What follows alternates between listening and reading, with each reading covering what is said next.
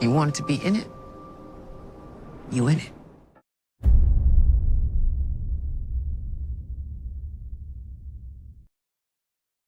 So we've officially got our first new look at Raising Kanan Season 2 in the form of photos, and I don't think the trailer will be too far behind. Now along with the photos, Cartier spoke to Essence, and he said, in this season you get to see everybody wrestle with the decisions they made and the consequences of what they did in the first season, and how this relates and correlates to every single person. There's also so many unanswered questions and so many things that were left unfolded in the first season, along with him telling us he can't wait for us to see Kanan turning into the Kanan we saw in Power. So with that being said, let's run through these images and break them down. Now, we've got Detective Howard, which is something we've already seen from one of the earlier teasers, where no doubt he'll be meeting Raquel, and it's going to be interesting to see what goes down in this conversation, because he knows it was Kanan who shot him, but he also knows it was Raq who sent him. Raq also doesn't know Detective Howard is alive, so she's definitely in for a shock. Now, we all know he needs a bone marrow transplant, so I don't think we're going to see him snitch on Kanan, so we're probably going to see him trying to use this to his own benefit. But we also know Raq kneels to no man, but she won't be the one in control. Detective Howard will.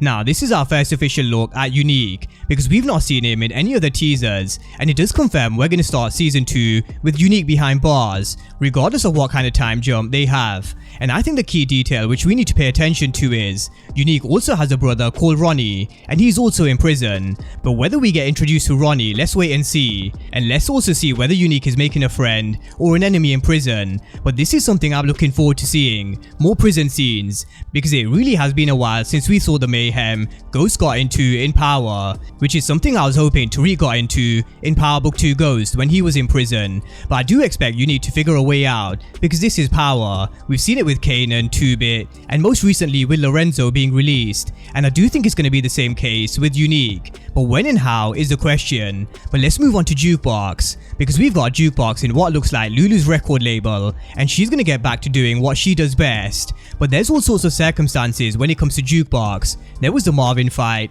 and Nicole's death, which really would have scarred Jukebox, but not scarred her enough to stop her from singing.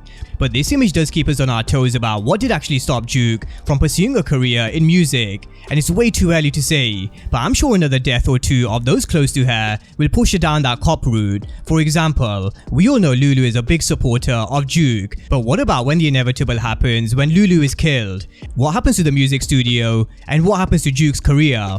Those are the sorts of questions I think we need to ask ourselves as we go into Season 2, 3, 4, and 5. Because it really is going to be a long journey for Juke. But speaking of Lulu, we do see him in the record label with Crown, and these are two characters that are really going to butt heads in Season 2, especially when it comes to music, because I'm sure Crown has a way of doing things, but then you've got Lulu, who will always favour his niece Jukebox. And then we can also add Jessica into the situation, because she's going to do anything to try and get Famous his big break, who by the way still remains a death prediction of mine for Season 2. Because Famous did make it clear to Kanan in Season 1, Jessica is someone who's not cut out for the game. Now, we've also got Marvin, Raq, and Scrappy, which looks like they're in one of Raq's high-rise apartments, which she bought in Season 1, and this image matches up to the one we saw in the previous teaser, so I expect Kanan to be in the mix when it comes to this scene, but it does seem like Scrappy is going to play an important part for Raq in Season 2, and I'm looking forward to him potentially mentoring Kanan a bit more than he did in Season 1,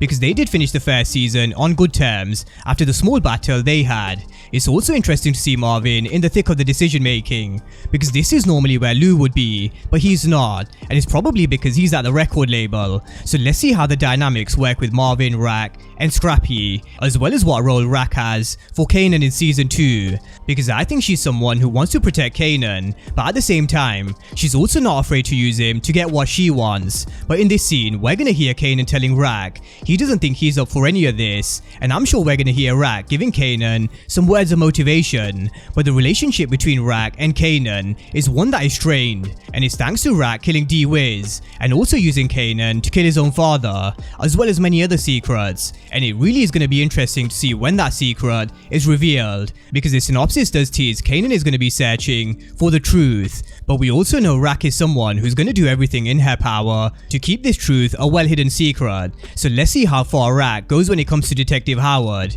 Now, when it comes to expanding her business, it does seem like Raq is going to be making some business partners, and she's also going to be making some enemies. Now it seems like she may have found a partner in the game in Cartier Farid, who's a handsome, charismatic, overflowing with confidence, and always dressed to kill. Cartier sucks up all the oxygen in any room which he steps. He's got a vision for business, expanding into less crowded markets like DC and Baltimore, and even in other types of business like music and art.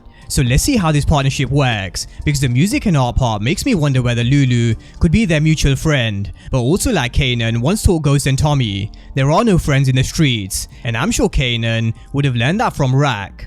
So where we talk about no friends in the streets, Sal Buscemi, who's the head of the new Italian Mafia, seems like he's going to be butting heads with Raq in the streets, especially because the synopsis teases how Raq is going to be moving into hostile Mafia territory. But let's see how hostile and whether Sal Buscemi strikes back, because I don't think they'll be working together. They definitely seem like they're going to be more enemies than business partners. But let's finish with Marvin with what looks like him in anger management therapy, because he's going to try and be a better father for Duke, and it starts with him trying to control his anger. And I do wonder what stories Marvin comes out with, because this is the kind of place where people share their stories of their past and how their actions have had consequences. So I wonder if we're going to get more backstory with how he was in prison, his relationship with Duke, his ex Kenya, and anything else. But again, some things will never change with Marvin, always eating, and that's where we're gonna end things. So drop all your thoughts down below and let me know what you make of the first sneak peek pictures of Raising Kanan Season 2.